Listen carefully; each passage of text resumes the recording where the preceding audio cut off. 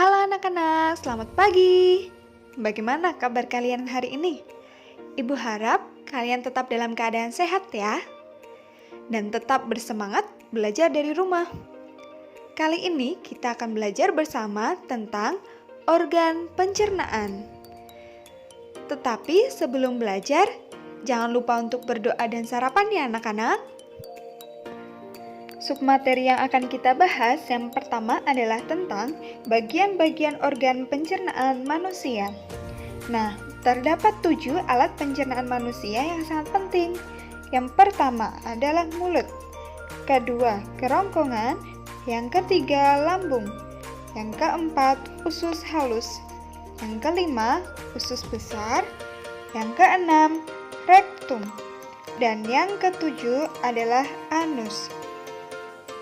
Alat pencernaan manusia yang pertama yang akan kita bahas adalah mulut. Mulut ini merupakan alat pencernaan yang paling luar loh anak-anak.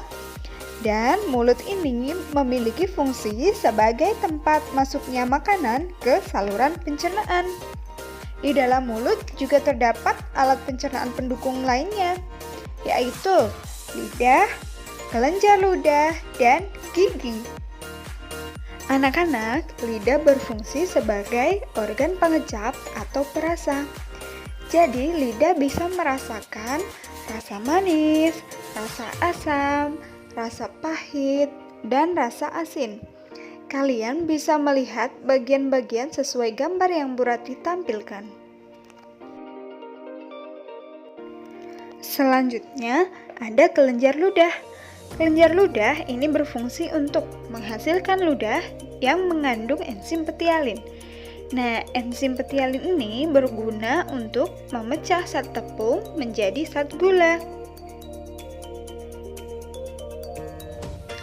Selanjutnya, kita akan mengenal tentang gigi.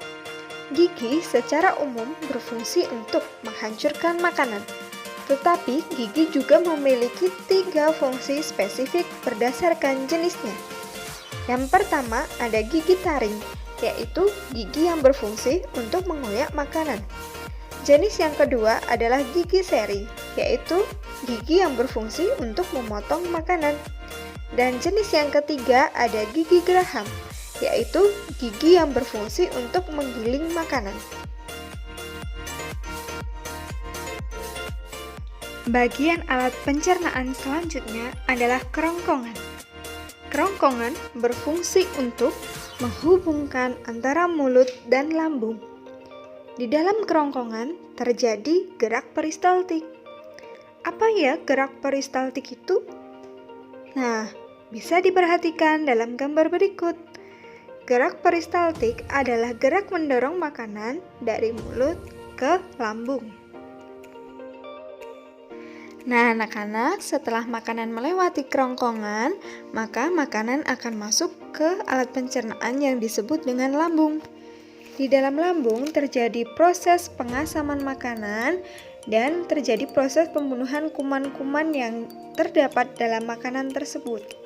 Nah, terdapat 2 proses pencernaan dalam lambung. Yang pertama adalah secara mekanis, yaitu dibantu oleh otot lambung.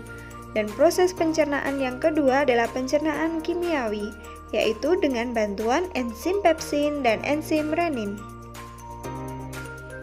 Anak-anak, fungsi dari enzim pepsin adalah untuk mengubah protein menjadi pepton. Sedangkan enzim renin itu berfungsi untuk mengendapkan kasein atau protein susu. Anak-anak, setelah makanan mengalami proses pencernaan dalam lambung, selanjutnya makanan akan masuk ke dalam usus halus. Di dalam usus halus terjadi proses penyerapan sari-sari makanan. Dan di dalam usus halus juga terdapat 3 enzim yang membantu proses pencernaan. Di antaranya enzim sukrase, kemudian enzim lipase, dan yang ketiga ada maltase. Setelah melewati proses penyerapan sari-sari makanan di usus halus, maka makanan akan masuk ke dalam usus besar. Di dalam usus besar terjadi proses penyerapan air dan sisa-sisa makanan. Juga terjadi pembusukan sisa-sisa makanan yang dibantu oleh bakteri E. coli. Anak-anak, sisa-sisa makanan yang telah diproses di usus besar akan tersimpan di kantong yang berada di atas rektum.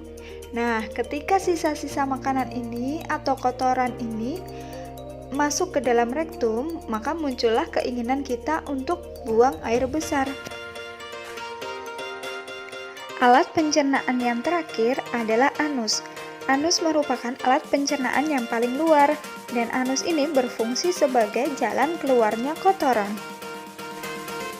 Dapat dipahami ya anak-anak, bahwa terdapat 7 alat pencernaan yang sangat penting, mulai dari makanan masuk ke mulut, kemudian diolah di kerongkongan, didorong masuk ke lambung, dan diolah dan menuju usus halus, diserap sari-sari makanan, kemudian sisa-sisa makanan masuk ke usus besar, dan diolah kembali sehingga menjadi kotoran yang keluar melalui rektum dan anus.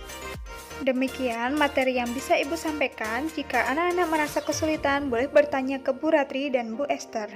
Ibu harap semoga anak-anak tetap dalam keadaan sehat dan tetap bersemangat belajar dari rumah. Sampai jumpa anak-anak, Tuhan memberkati.